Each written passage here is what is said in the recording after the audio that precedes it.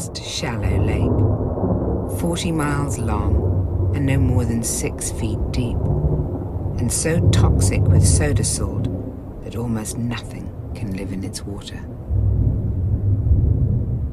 But each year, for only a few weeks, rain comes to Natron,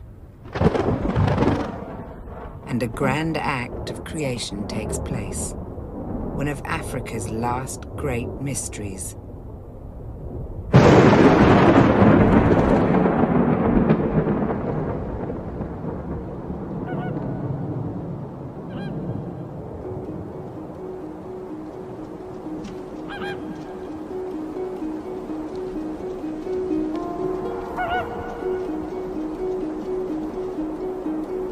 And with the rain come the flamingos.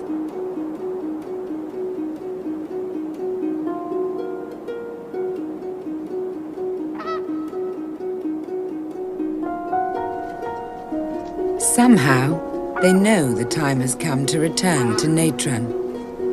They have abandoned a dozen other lakes along the Rift Valley and flown hundreds, even thousands of miles to be here.